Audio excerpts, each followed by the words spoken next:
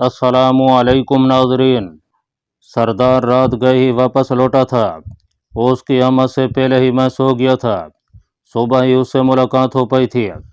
चनारे बेगम की रफाकत ने उसके दिल से लिजोना के बिछड़े गम को काफ़ी हद तक कम कर दिया था। हम 2-3 दिन ही आराम से गुजार पाए थे कि यूनिट को एक नई सरगर्मी का लेटर मिला। शुमाली और जनूबी वजीरिस्तान में तैनात डिवीजन्स ने अपने ज़ेर कमान यूनिटों में स्नाइपर्स की ज़रूरत महसूस करते हुए हमारे कमांडिंग ऑफिसर से इंस्ट्रक्टर तलब किए थे। इसके अलावा हसास इलाकों में तैनात करने के लिए कुछ तजर्बाकार स्नाइपर्स भी मांगे थे, क्योंकि दहशतगर्दों के बहुत से स्नाइपर्स पाक आर्मी का काफ़ी नुकसान कर चुके थे। मुझे उम्मीद थी कि भेजे जाने वाले स्नाइपर्स में मेरा नाम ज़रूर शामिल होगा, मगर 2 दिन बाद इंस्ट्रक्टर्स के तौर पर राव तसव्वुर साहब और हवालदार फियाज का चुनाव हुआ था, जबकि स्नाइपिंग के लिए सरदार खान असद खटक, बशीर हैदर असमतुल्ला जान और सुहेल मरवत का इंतखाब किया गया था। उनके जाने के दूसरे दिन मुझे पता चला कि उस पार्टी में मेरा कुरा फाल क्यों नहीं निकला था। मुझे दोबारा इंडियन सरहद पार जाकर एक और हदफ को निशाना बनाना था। इस बार मेरे साथ हवालदार नसीरुद्दीन जा रहा था। वो यूं भी मुझसे सीनियर था। मिशन की तफसीलात हमें यूनिट सेकंड इन कमांड की ज़बानी सुनने को मिली थी। 2IC साहब ने कॉन्फ्रेंस रूम में हमें ब्रीफिंग दी। 55 इंच की बड़ी LED पर हमें हदफ की तस्वीर, उसके इलाका और उसे कत्ल करने की तफसीलात पर रोशनी डाली। सरहद अबूर करने के मकाम का भी सरसरी जिक्र उन्होंने कर दिया था। वैसे इस इलाके में सरहद पार करना अमूमी तौर पर हमारी अपनी सवाबदीद पर होता है। 2IC की ब्रीफिंग के बाद अगला पूरा हफ्ता हम हिंदी ज़बान के वो मशहूर अल्फाज सीखने में मसरूफ़ रहे जो उर्दू में मुस्तमिल नहीं हैं। यूँ भी उर्दू और हिंदी के रस्मुल ख़त मुख्तलिफ होने के बावजूद बोलने में दोनों ज़बानें करीबन मुमासिल हैं, बल्कि पाकिस्तान में इंडियन फिल्मों, ड्रामों और कार्टून्स वगैरह के बढ़ते हुए रुझान ने उन खालिस हिंदी अल्फाज को भी नामनूस नहीं रहने दिया। अलबत्ता आम बोलचाल में हम वो अल्फाज इस्तेमाल नहीं करते। उसका नाम रंजीत चोपड़ा था। उसकी शख्सियत इतनी अहम नहीं थी कि उसे कत्ल करने के लिए खसूसी तौर पर पाकिस्तान से स्नाइपर भेजे जाते। बस अना का मसला अड़िया गया था।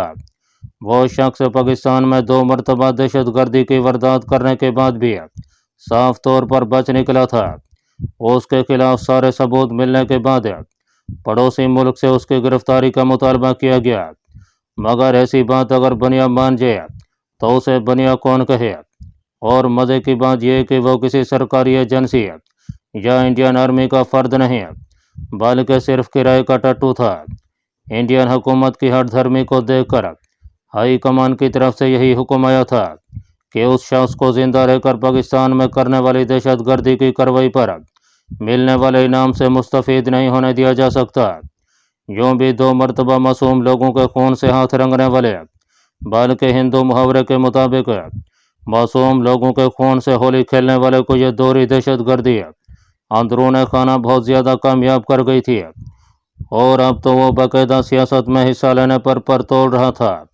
पाकिस्तानी हुकूमत की तरफ से रंजीत चोपड़ा के मुतालबे का एक नुकसान ये हुआ था कि उस शख्स की हिफाजत का खातर का इंतज़ाम कर दिया गया था।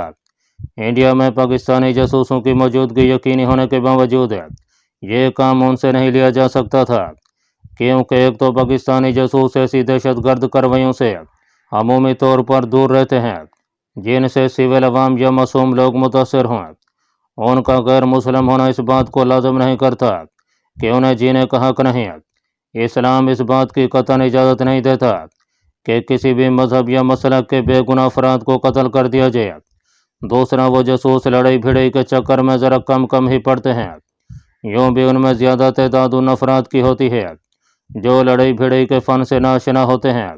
इन्हीं वजूहात को देखकर ये हदफ एक स्नाइपर के हवाले कर देने का फैसला किया गया, और इसके लिए हम दोनों का इंतखाब हुआ था। वो यूनिट में हमारी आखिरी रात थी। सुबह सवेरे हमने कश्मीर रवाना होना था कि सरहद पार करने के लिए पहाड़ी इलाका ही मुनासिब था। रात कोई 12 बजे का अमल होगा जब ड्यूटी पर मुतय्यन सिपाही ने मुझे आकर जगाया कि कमांडिंग ऑफिसर मुझे अपने ऑफिस में याद कर रहे हैं।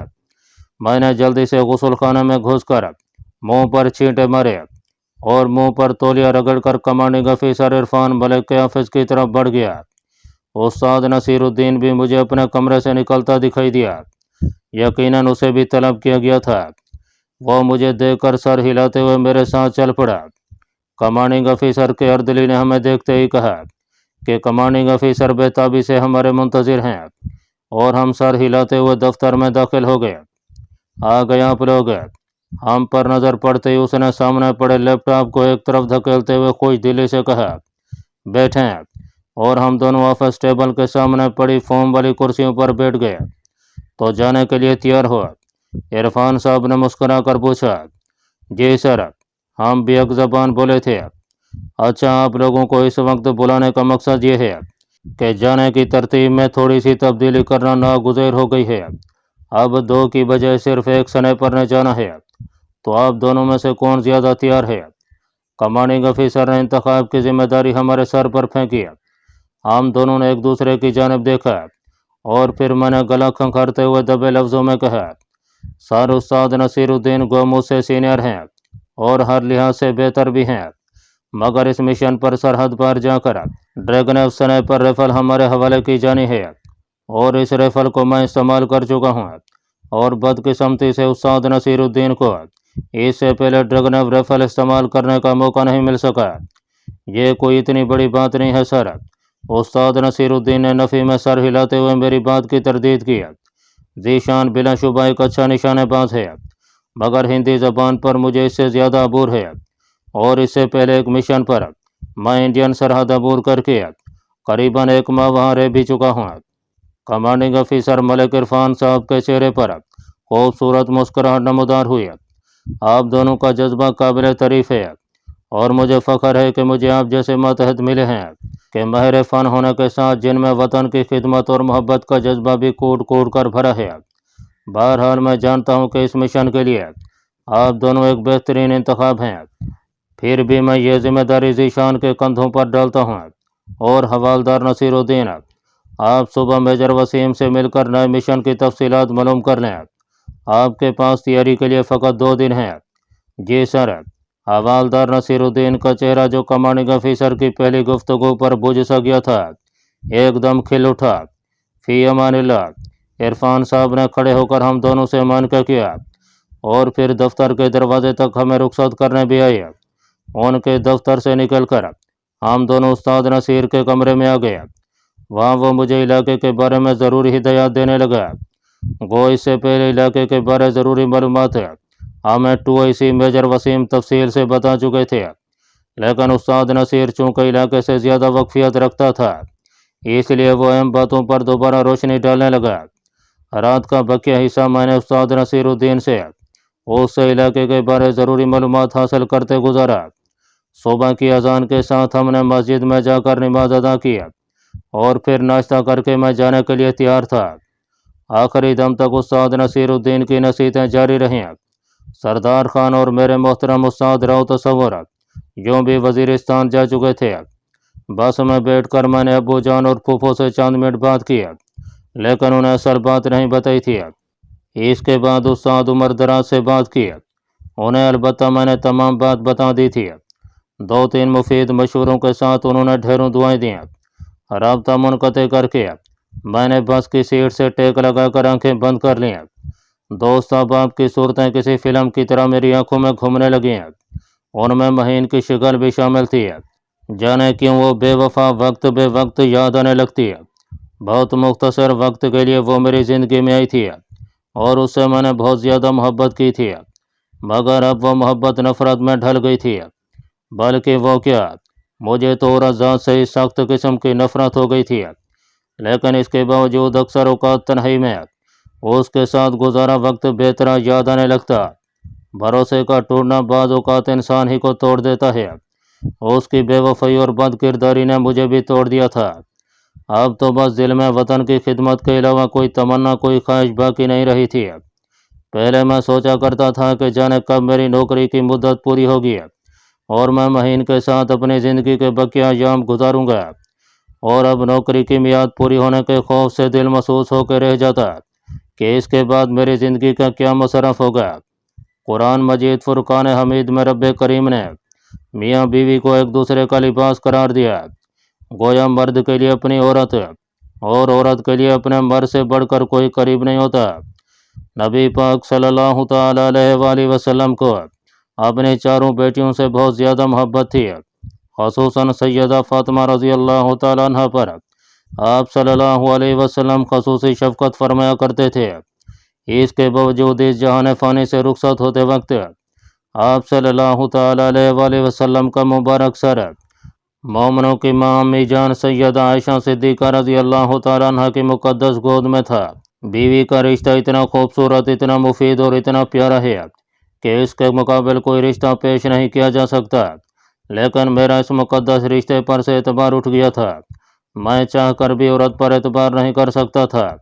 आजकल तो मैं जहाँ कोई लड़की देखता मेरी आंखों में खून उतर आता था। और अजीब बात यह थी कि वक्त गुजरने के साथ साथ यह नफरत बढ़ती जा रही थी। हज़ारों दलाइल और हज़ारों तावीलात के बावजूद मैं औरत की तरफ मैल नहीं पा रहा था। मैं काफ़ी देर इन्हीं सोचों में सरगर्दा रहा, यहाँ तक कि बस एक तवील फासला तय करके बाग पहुँच गई। बाग से छतरदो का फासला 7-8 किलोमीटर था और मुझे वहीं पाक आर्मी के एक यूनिट में रात गुजारना थी।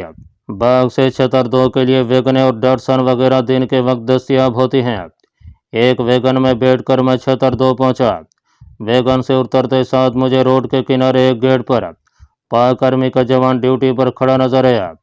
उससे मतलूबा यूनिट के बारे मालूमात लेकर मैं उस सिमत को बढ़ गया।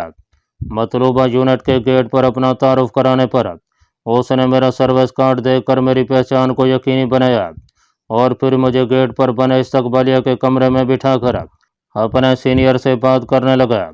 थोड़ी देर बाद रेजिमेंट का पुलिस का हवालदार वहां पहुंच गया। उसे भी मैंने अपनी आमद का मकसद बताए बगैर किसी जिम्मेदार ऑफिसर से मिलवाने की दरख्वास्त की। वहाँ उनकी यूनिट करियर था, बाकी की यूनिट आगे पोस्टों पर लगी हुई थी।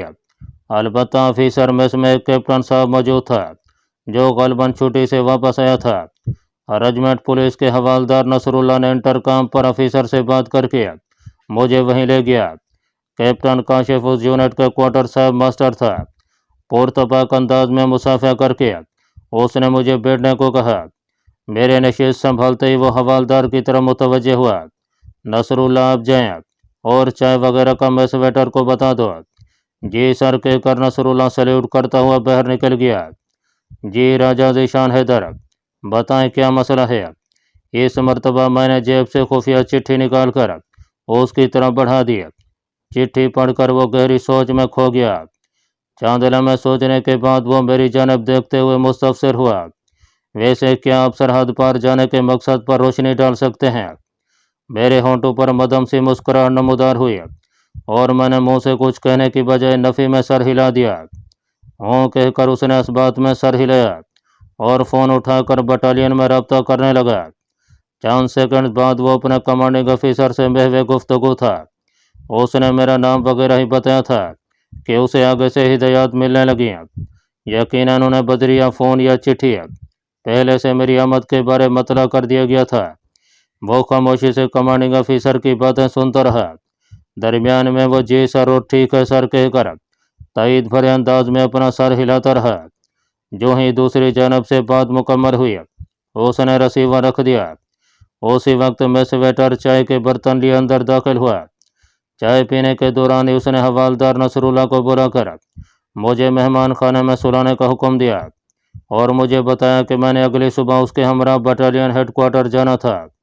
चाय पीकर मैं कैप्टन काशिफ से मुसाफा करके ऑफिसर मेस से निकल आया। वो रात मैंने मेहमान खाने में गुजारी। अगली सुबह मैंने कैप्टन काशिफ के साथ उनके बटालियन हेडक्वार्टर जाना था, जो वहां से कम से कम 22-23 किलोमीटर आगे था। चांद की 19-20 तारीख थी। चांद निकलते ही मैं आगे जाने के लिए तैयार था। मैं 2 दिन पहले वहां पहुंचा था। बहादुर कैंप में कमांडिंग ऑफिसर से मेरी तफसीली बातचीत हुई थी। एक रात बहादुर कैंप में गुजारी। अगला सारा दिन उस बटालियन का इंटेलिजेंस ऑफिसर मुझे वहां बॉर्डर पर तैनात अपनी और दुश्मन की पोस्टों की जगह के बारे तफसील से बताता रहा। नक्शे पर भी उसने मुझे बारीकी से समझा दिया था। उससे अगले दिन वो मुझे लेकर कैदा गली पहुंचा, जहां से मैंने सरहद अबूर करना थी। कायदा गली का इलाका भी उसी बटालियन की हदूद में आता था। बहादुर कैंप से करीबन 6-7 किलोमीटर दूर था। रात का खाना खाकर मैंने ईशा की नमाज बाजमात अदा किया और फिर सरहद पार करने के लिए ज़रूरी कार्रवाइयाँ करने लगा। अपने साथ मैं सिर्फ एक पिस्तौल लेके जा रहा था। ग्लॉक 19 एक आला किस्म का पिस्तौल है। वज़न में हल्का, जिसामत में मुख्तसर है और कारकर्दगी में बहुत उम्दा। दुनिया भर में पाए जाने वाले पिस्तौलों में एक नुमाया मकाम रखता है। ड्रैगन राइफल मुझे वहीं से मिलना थी। इस बटालियन का इंटेलिजेंस ऑफिसर मेरे साथ बरूदी संगी कत्ते तक चल कर आया। उसके साथ इस पोस्ट का कमांडर मेजर मुजम्मल भी था। इस जगह से गुजरने के रास्ते की निशानदेही करके उन्होंने अलविदाई मुआयनका किया। ज़ीशान अल्लाह पाक तुम्हें कामयाब करे और खरिया से लौटो। दुआया अंदाज में मेरा कंधा थपथपा कर उन्होंने मुझे आगे बढ़ने का इशारा किया और ख़ुद वहीं खड़े होकर मेरी हरकत की निगरानी करने लगे। बरूदी सुरंगी कत्ते को अबूर करते ही मैंने पीछे देखकर हाथ लहराया। वो हेवलियों की तरह दिखाई दे रहे थे। मुझ पर नज़र रखने के लिए उन्होंने अपनी आंखों से शबेदी देनक लगाई हुई थी। मेरे हाथ के जवाब में उन्होंने भी जवाबन हाथ लहरा दिए। मैं आहिस्ता आहिस्ता नीचे उतरने लगा। फरवरी का महीना इख्तिताम पजीर होने को था, लेकिन इस इलाके में सर्दी अरूज पर थी। बर्फ़ ने सारे पहाड़ों को सफ़ेदी की चादर उड़ा दी थी। मैं मुकम्मल तैयारी के साथ आगे रवाना हुआ था, मगर मेरे पास मौजूद सामान में कोई चीज़ भी ऐसी नहीं थी जो पाक आर्मी में इस्तेमाल की जाती हो। बूट, दस्ताने, जुराबें, गर्म टोपी से लेकर मेरे पहनने वाले कपड़ों तक तमाम की तमाम वो अशिया थीं जो खसूसन इस इलाके के मकामी लोग इस्तेमाल करते थे। इंडियन करेंसी के चंद हज़ार रुपये भी मेरे पास मौजूद थे। ज़रूरत पड़ने पर मैं मज़ीद रकम वहाँ पर मौजूद एक मखसूस शख्स से ले सकता था। करण मेहता के नाम से मेरे पास शनाख्ती कागजात भी मौजूद थे, जो कि अम्बाले के एक मज़ाफ़ाती गाँव का रिहायशी था। पैदल चलते हुए सर्दी का एहसास नहीं होता। मुझे भी मुसलसल चलते हुए पसीना आ गया था। रात के वक्त उतराई का सफ़र पुरमुशक्क़त तो नहीं, लेकिन मुश्किल बहुत होता है। ज़रा सी बेहतियाती से इंसान नीचे लुढ़क सकता है, और नीचे लुढ़कने का मतलब मौत ही है, क्योंकि इतनी बुलंदी से गिरकर बच जाने वाला जिन भूत हो सकता है, इंसान नहीं। टार्च जलाने का खतरा मैं मोल नहीं ले सकता था। ले दे के 20वीं के चांद की मध्यम रोशनी मेरी मोमिन और मददगार थी। मुझे इस पहाड़ से नीचे आते घंटा पौन घंटा लग गया, क्योंकि मैं सीधा नीचे उतरने की बजाय तिरछा चलता गया था। सीधा उतरने में फिसलन का खतरा ज़्यादा था। जनवरी फरवरी में बर्फ़ जमकर बहुत सख्त हो चुकी होती है और बर्फ़ानी तोदों के गिरने का खतरा न होने के बराबर होता है। इसके बरक्स अक्टूबर नवंबर में चूँकि बर्फ़ ताज़ा पड़ी होती है, इसलिए बर्फ़ानी तोदे ज़्यादा गिरते हैं। नाले में उतरते ही मैं ख़तरनाक इलाके में पहुंच गया था। सामने वाली पहाड़ी पर इंडिया का बटालियन हेडक्वार्टर मौजूद था। वो काफ़ी ऊंचाई पर था, लेकिन उसके सामने नीचे की तरफ उसकी फॉरवर्ड ऑब्जर्विंग पोस्ट भी मौजूद थी, जो नाले से करीबन 50-60 गज ही बुलंद होगी। ऐसी पोस्टों पर ड्यूटी पर मौजूद संतरी बेहद चौकन्ना होते हैं। खासकर हिंदू तो इस मामले में बहुत मोहतात होते हैं। डर की वजह से पूरी रात जाग कर गुजार देते हैं, और फिर शब-ए-दीद अनकों की मौजूदगी में किसी भी शख्स को देख लेना इतना मुश्किल नहीं होता। इस ज़मन में थर्मल इमेजिंग साइट बहुत करामद है, जो हरारत के असूल पर काम करती है। ये न सिर्फ अंधेरे में देखने में मददगार साबित होती है, बल्कि दूरबीन की तरह उससे लंबे फासले तक भी देखा जा सकता है। इन सब से बढ़कर ख़तरा मुझे पोस्ट पर मौजूद कुत्तों से था। इन इलाकों में हर पोस्ट पर कुत्ते मौजूद होते हैं। हाल ही कोई पोस्ट कुत्तों से तही दामन होती है, और ये कुत्ते रखवाली का बहुत उम्दा, आला, सस्ता और करामा ज़रिया हैं। सारी रात उन्हें सोते और पोस्ट की हदूद में किसी भी जंगली जानवर की आमद पर या किसी गैर मुतल्लिक आदमी की आमद पर आसमान सर पर उठा लेते हैं, और कुत्तों के भौंकने पर संतरी फिल्फ और शब-ए-दीद ऐनक की मदद से इलाके का जायजा लेना शुरू कर देते हैं। ये कुत्ते बाज़ औक़ात काफ़ी दूर की हरकत भी देख लेते हैं और भौंकते हुए उसी सिमत दौड़ पड़ते हैं। इंसान कितना ही चाको चौबंद और होशियार क्यों न हो, मुसलसल एक ही काम करके सुस्त पड़ ही जाता है, और कुत्तों का तसलसल से भौंकना उसे होशियार करने के लिए काफ़ी होता है।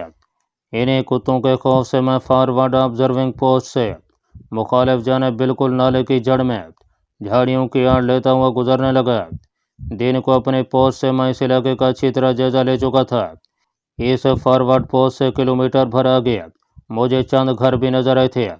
वो सिविल लोग थे और इस इलाके में ज़्यादातर मुसलमान ही आबाद थे, लेकिन इनमें जासूसों की मौजूदगी को नज़रअंदाज नहीं किया जा सकता था, बल्कि कई बार पाक आर्मी मकामी लोगों की सूरत में इंडियन जासूसों को गिरफ्तार भी कर चुकी थी। इनमें कुछ तो इंडियन आर्मी के तरबियत याफ्ता जासूस थे और कुछ ऐसे भी थे जो रुपए पैसे की लालच में आकर अपने ज़मीर का सौदा कर लेते थे। इन्हीं में जासूसों की एक किस्म वो भी है जो दोनों जानब की आर्मी से मिले होते हैं।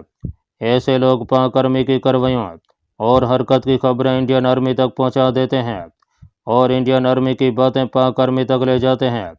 कुछ मकामी और बेबस लोगों को भी इंडियन आर्मी ब्लैकमेल करके अपना जासूस बना लेती है और ऐसा न करने की सूरत में जान माल और इज़्ज़त आबरू के नुकसान की धमकी दी जाती है।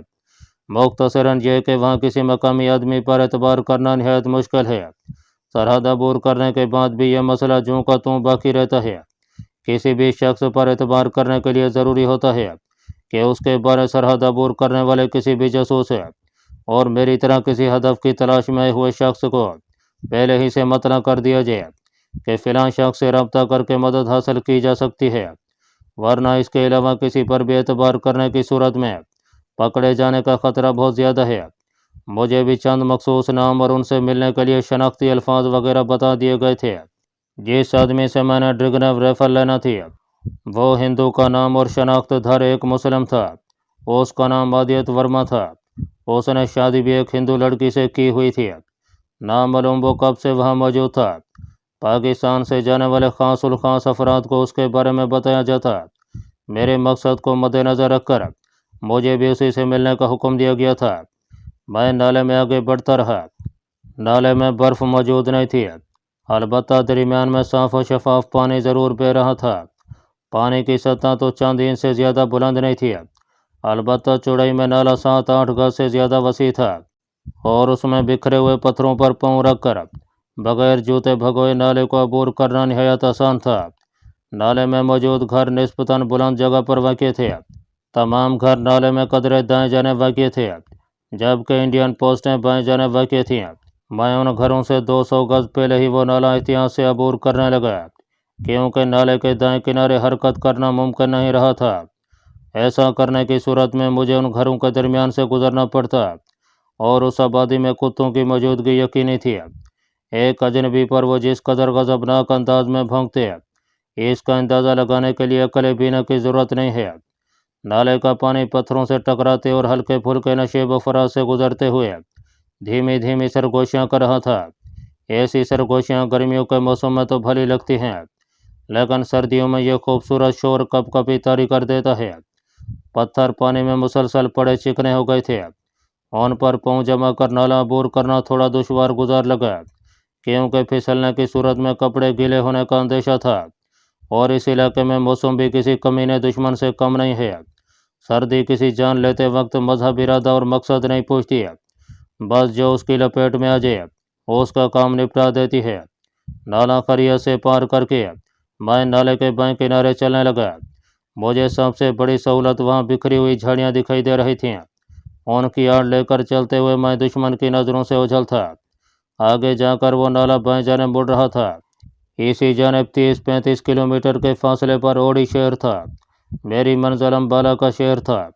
कश्मीर की सरहद के साथ जलंधर वाक़ था और इसके बाद अम्बाला आता था। वहाँ तक मुझे अपनी कोशिश से पहुँचना था। जलंधर और अम्बाला के बारे अच्छी खासी मालूमात यूनिट के सेकंड इन कमांडर और फिर उस्ताद नसीरुद्दीन की वसासत से मुझे मिल चुकी थी, लेकिन ज़बानी कलामी सुनने और अमली तौर पर वहाँ पहुँचने में बड़ा फ़र्क है। नाला मुड़कर 200-300 गज आगे मगर बुलंदी पर इंडिया की एक और पोस्ट थी जो इसी मोड़ की हिफाजत पर मामूर थी। मैं उस पोस्ट के नीचे से होकर गुजरा।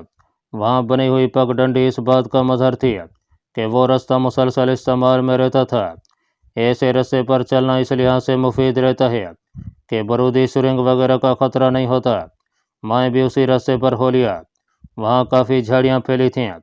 इस पोस्ट की हदूद से मैं थोड़ा ही आगे बढ़ा हूँगा कि अचानक मेरे कानों में किसी के बोलने की आवाज़ पड़ी। मैंने फ़ौरन करीबी झाड़ी की आड़ लिया और इसके साथ ही नेफे में उड़सा हुआ पिस्टल मैंने हाथ में पकड़ लिया था। झाड़ियों की वजह से दिखाव महदूद हो गया था। अगर मेरे कानों में बातों की आवाज़ ना पड़ती तो यकीनन मेरा उन बोलने वालों से आमना सामना हो गया होता। मिनट भर बाद आवाज़ वाज़ेह हो गई थी। मोहन, थोड़ा सा आस्ता चलो यार, ताकि पोस्ट तक पहुंचते हुए हमारी ड्यूटी का वक्त पूरा हो जाए। 2-3 मिनट आराम कर लेते हैं। एक दूसरी आवाज़ सुनाई दी। संजीत को तो हर वक्त आराम की पड़ी होती है। ये आवाज़ पहले दोनों आवाज़ों से मुख्तलिफ थी। ठीक ही तो कह रहा हूँ। आहिस्ता चलने से बेहतर है चंद मिनट बैठकर आराम कर लिया जाए। वो यकीनन संजीत था, जो अपने कहे का दिफा कर रहा था। ये बात करते हुए वो मेरे सामने पहुंच गए थे। मैं उनकी तादाद गिनने लगा। वो 5 अफराद थे। पांचों ने अपने कंधों से हथियार लटकाए हुए थे। एक ने अपनी पीठ पर बड़ा वायरलेस सेट भी बांधा हुआ था। यकीनन ये पेट्रोलिंग पार्टी थी। कश्मीर की सरहद को दोनों मुमालिक पोस्टें बनाकर महफूज नहीं रख सकते, क्योंकि बड़े बड़े नाले और पहाड़ी इलाके को ज़मीनी सरहद की तरह मोर्चे वगैरह बनाकर और कांटेदार तार लगाकर अपने कब्जे में करना मुश्किल ही नहीं, नामुमकिन है। फिर सर्दियों में यूं भी बर्फ़ इतनी शदीद होती है कि कई कई फुट तक इलाके को ढक देती है, और कांटेदार तार वगैरह बर्फ़ के अंदर दबकर अपनी अफादियत खो देती है।